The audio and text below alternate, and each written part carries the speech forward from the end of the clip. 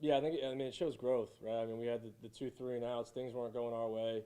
We weren't executing at a high level. And then in a big time moment in that game, we came together and, put together probably one of the best drives of the season that we've had, converting on third downs, moving the ball really well, and then finishing in the red zone.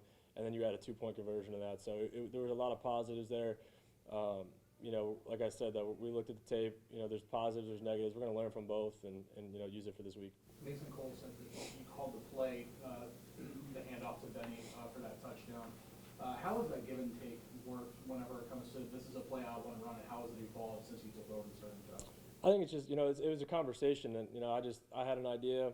We were talking about what we wanted to do. I had an idea. I felt like they were really concerned with, my legs and how I was doing that throughout the game. So I felt like if there was a zone read, we didn't block the end, and they had actually a guy in the second level that was waiting for me too. So, I mean, we had 2 unblocked guys that I knew we had a pretty good play on if Benny got it to the left side, and it worked well. And, a lot of teams were trying to throw it on him down there, and they weren't too successful, watching the film. And it looked like in a spread set, a lot of teams would have a lot more success running the football. So, adding my legs to that is something, you can occupy at least one guy. Luckily we had 2 guys, that were waiting for me on the read, and Benny walked in, so it was a great play. You guys are obviously you were down to your third and fourth running back, might be going forward potentially. How comfortable are you with Benny and Anthony and did training camp, maybe getting reps with those guys help you? No, that was huge. I mean, all the reps I got were, with those guys in training camp. I rarely got to play with Naj, so I was almost playing catch up with Naj when I started, and then when those guys were back in the backfield with me, I was really comfortable because I had so many reps in camp and spring, in the preseason games, with those guys, and I'm ultra confident in those guys that they know what to do, and then when they go out there and they do their thing, man, they're special. So I think we have a really good room. Going back to some of the questions about George, just in your experience, what is part of the process in terms of building chemistry with the wide receiver, and where does it show up once you do have that chemistry? Yeah, I think it shows up in the big time moments, right? I think it's knowing he knows where I need him to be.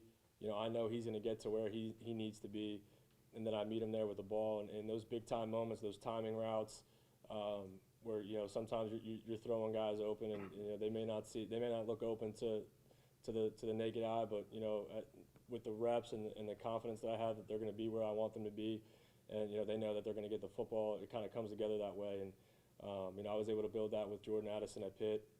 The countless hours that we worked together, that all adds to it. So we're trying to play catch up here with in between periods and working on getting in. I think we're definitely taking the right steps towards that, but it takes time and a lot of reps together. Kenny, we're getting to the point of the season where for some of the rookies, it's game 12, 13, 14, 15, more than maybe you guys saw in college. I know you didn't start the first 3.5 games, but I mean, have you changed maybe your approach during the week in terms of maybe giving your body a rest, you give yourself a mental break to sort of make sure it doesn't, because it's been a lot of football basically since April 28th or whatever. Yeah, it's definitely. I mean, everyone says that rookie year is the longest of your life, and it's definitely playing out that way. It's a lot of football. There's one thing always led to another, from the draft to like you said, the spring, the summer, and then we were right into the season. There's good things to keep balance with mentally, but you're really working 7 days a week to be ready mentally. As a quarterback in the NFL to be successful. In my opinion, you have to be on your screws every single day mentally. Physically taking care of my body and doing what I need to do to get ready to go Sunday. Especially on a short week now, being smart. In the physical standpoint, and so I'm fresh on Sunday, and I'm kind of listening to the vets and the coaches and what their guidance is. Being that I'm a rookie, so I'm kind of taking it in stride. But I feel like I got into a good rhythm and a good schedule so far. Anything else? All right, thanks everybody. Thanks, guys.